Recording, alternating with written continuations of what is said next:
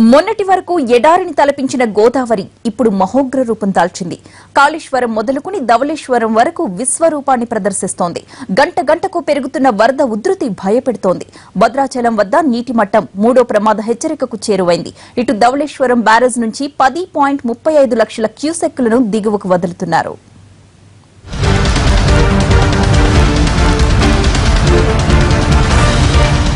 చాలా రోజుల తర్వాత గోదావరికి జలకళ వచ్చింది. చినుకుల సవ్వడితో మెల్లిగా మొదలైన వరద ఇప్పుడు ఉగ్రరూపం దాల్చింది. ఎగువ ప్రాంతాలతో పాటు తెలంగాణలోనూ కురుస్తున్న భారీ వర్షాలతో గోదావరికి వరద పోటెత్తుతోంది.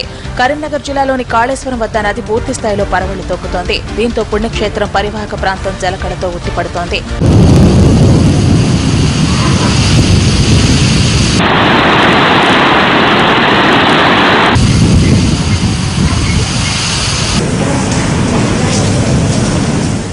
వరంగల్ జిల్లా ఏటూరు నాగారం ముల్లెకట్ట వంతెన వద్ద గోదావరి ఉధృతంగా ప్రవహిస్తోంది.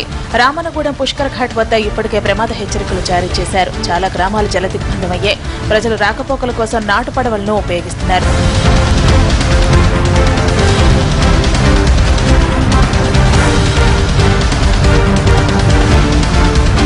భద్రాచలం వద్ద గంట గంటకు పెరుగుతున్న గోదావరి ప్రవాహం భయపెడుతోంది. ఇప్పటికే 2వ ప్రమాద హెచ్చరిక కొనసాగుతోంది. ప్రస్తుతం నీటి మట్టం 50.1 అడుగులు ఉంది. అది 53 అడుగులకు చేరితే 3వ హెచ్చరిక జారీ చేస్తారు. ఎగువ ప్రాంతాల నుంచి వరద భారీగా వస్తుండటంతో ప్రవాహ ఉధృతి పెరుగుతూనే ఉంది. లంక గ్రామాల ప్రజలు అప్రమత్తంగా ఉండాలని ఆదేశించిన అధికారులు లోతట్టు ప్రాంతాల వారిని తరలించేందుకు ఏర్పాట్లు చేస్తున్నారు.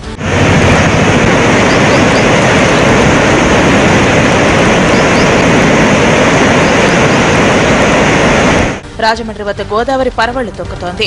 ధవళేశ్వరం బ్యారేజీ 175 గేట్లను ఎత్తేసి 10.35 లక్షల క్యూసెక్కుల నీరు సముద్రంలోకి విడుదల చేస్తున్నారు. బ్యారేజీ వద్ద నీటి మట్టం 11.90 అడుగులకు చేరింది. దీంతో మొదటి ప్రమాద హెచ్చరిక జారీ చేశారు. ధవళేశ్వరం ఇరిగేషన్ కార్యాలయంలో కంట్రోల్ రూమ్ ఏర్పాటు చేసి ఎప్పటికప్పుడు గోదావరి పరివాహక ప్రాంత ప్రజలను అప్రమత్తం చేస్తున్నారు.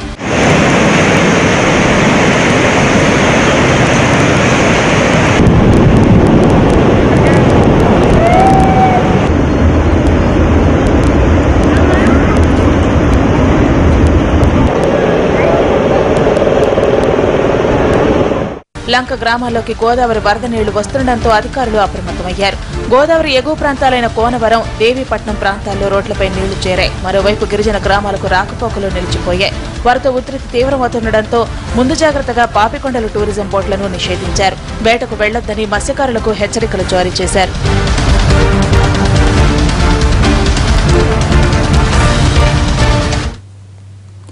గోదావరి మహోగ్ర రూపం తీర ప్రాంతాల్ని వణికిస్తోంది. ఆదిలాబాద్ నుంచి తూర్పు గోదావరి వరకు ఉప్పొంగి ప్రవహిస్తోంది. ముఖ్యంగా ఖమ్మం జిల్లా భద్రాచలం వద్ద ఉరకలేస్తోంది వరద గోదావరి.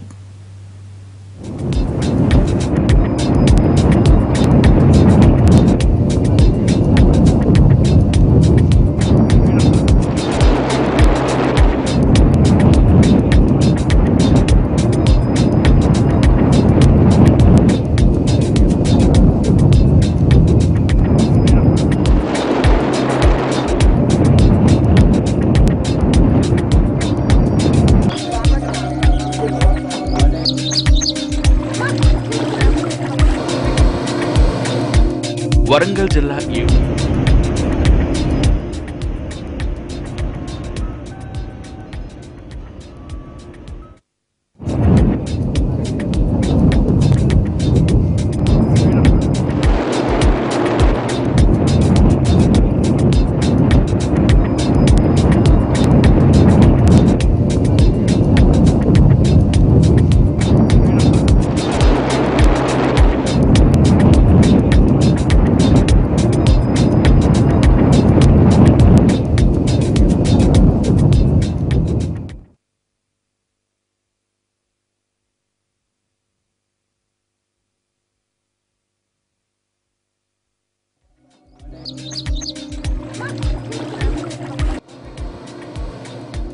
వరంగల్ జిల్లా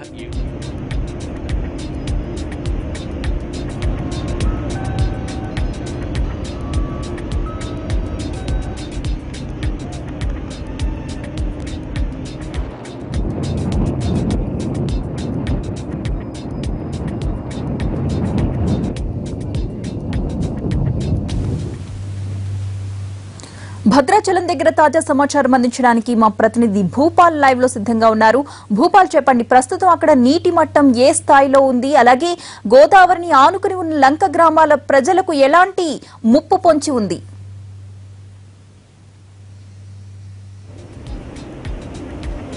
భూపాల్,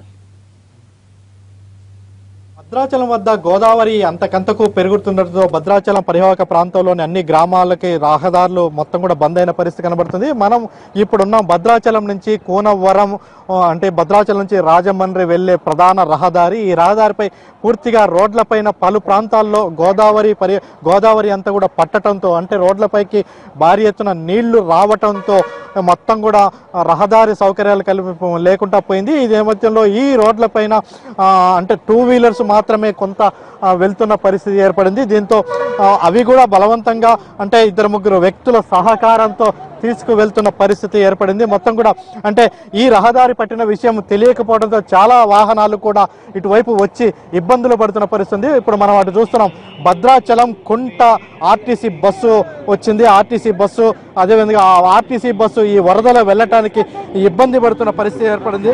దీనికి రక్షణతో దాదాపుగా అంటే ట్రాక్టర్లు, పెద్ద వాహనాలు మాత్రమే కొద్దిగా వెళ్ళటానికి అవకాశం ఉన్నప్పటికీ ఇవి కొద్ది దూరం, అంటే వీరికి తెలియకుండా ఈ రహదారిన వచ్చి ప్రయోగం చేస్తున్న పరిస్థితి. ఈ ప్రయోగంతో ఇది ఎంత మేరకు ఈ ప్రయోగం సఫలీకృతం అయితేనే తెలియదు. చాలా ప్రాంతాలకి ఈ రాయనిపేట, అదేవిధంగా మురుమూరు, నెల్లిపాక ఈ ప్రాంతాల్లో మొత్తం కూడా రోడ్లపైకి నీళ్లు రావటంతో ఈ పరిస్థితి ఏర్పడింది. మీరు చెప్పండి, మీరు ఏ ఊరు, ఏంటి పరిస్థితి? రాయనిపేట. రాణిపేటలో ఇది గత 10 సంవత్సరాల నుంచి ఇట్లే బాధపడుతున్నామండి. ఇప్పటి వరకు గొర్రెలు కూడా పోయినాయండి. ఆవులు కొట్టకపోతా ఉంటే తీసుకొచ్చామండి. మేము తినటానికి కూడా కరెంటు కూడా సప్లై లేదండి. అందులో ఒకటి చాలా ఇబ్బంది, అన్నింటికి ఇబ్బంది పడుతున్నామండి. అధికారులు పట్టించుకోవటాల, చంద్రబాబు నాయుడు, ముఖ్యంగా చంద్రబాబు నాయుడు కూడా పట్టించుకోవట్లేదండి. దీనికి పోలారం ఏ పట్టి ఫుల్గా ఉందండి. పోలారం మాకు ప్యాకేజీ కూడా ఇవ్వలేదండి ఇంతవరకు. కాలేజీలు నడుస్తున్నాయా? స్కూల్స్ సెలవు ఎట్లా ఉంది? కాలేజీ కూడా నడవట్లేదండి. వెళ్తానికి కూడా దారి ఉండట్లేదండి. ఎక్కడ బస్సులు ఏం తిరగట్లేదు, బస్సు పాసులు ఇవ్వట్లేదండి. అంటే ఇప్పుడు ఈ వరద వల్ల ఎటువంటి పరిస్థితి ఏర్పడింది? కాలేజీ వెళ్తానికి ఇబ్బంది పడుతుందండి. ఊర్లో ఎటు వెళ్తలేదండి. ఇది ఒకవైపు రహదారి పరిస్థితి ఈ విధంగా ఉంటే, ఈ ప్రాంతంలో మొత్తం కూడా మనం ఇటు చూస్తున్నాం. ఇటు చూస్తే ఇదంతా కూడా జామాయిల తోటలు, అదేవిధంగా కింద కూడా పత్తి పంటలు సాగు చేశారు.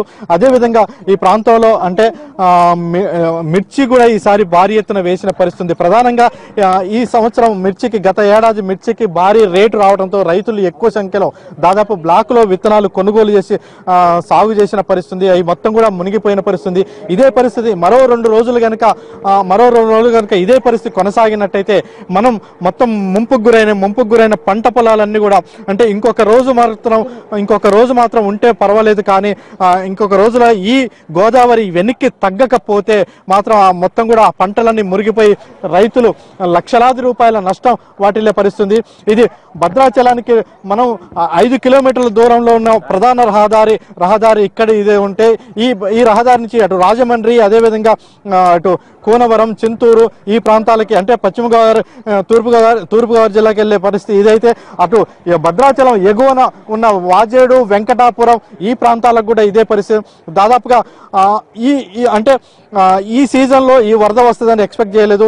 కేవలం ఇంకొక అంటే పంటలు సాగు చేసుకున్న వాళ్ళకి ఆగస్టులో వస్తాయి. ఆగస్టు వచ్చేసరికి కొంత పంట కొద్దిగా ఎక్కువ మాత్రంలో చెట్టు రూపేణా తయారవుతుంది. అప్పటికి వరద 5-6 రోజులు ఉన్నప్పటికీ అప్పుడు తట్టుకునే పరిస్థితి ఉంటుంది. కానీ ఇప్పుడు వేసిన వారం 10 రోజుల్లోనే ఈ వరద ముంచేయడంతో మొత్తం కూడా పంటలన్నీ సర్వనాశనం అయిపోయినట్టే. ఈ ఇంకొక రోజుల్లోనే పంటలన్నీ సర్వనాశనం అయ్యే పరిస్థితుంది. దాదాపుగా మొత్తం కూడా భద్రాచలం ఎగువన దిగువన ఉన్న ప్రాంతాల్లో మొత్తం కూడా గోదావరి ముంపు వల్ల ఈ పరిస్థితి ఏర్పడింది. ప్రస్తుతం గోదావరి 51.5 అడుగులు ఉన్నప్పటికీ ఇది మొత్తం కూడా గోదావరి ఈ ప్రాంత రైతులు మాత్రం గోదావరి ఇంకా పెరుగుతుంది, దీనివల్ల మాకు చాలా ఇబ్బందులు జరుగుతున్నాయి, ఈ గోదావరి ఎప్పుడు ఎన్నికిపోయే వరకు మాకు ఈ సమస్యలు తప్పవంటూ ఆవేదన వ్యక్తం చేస్తున్నారు. కెమెరా పర్సన్ సంపత్తో భూపాల్, ఎన్టీవీ, భద్రాచలం.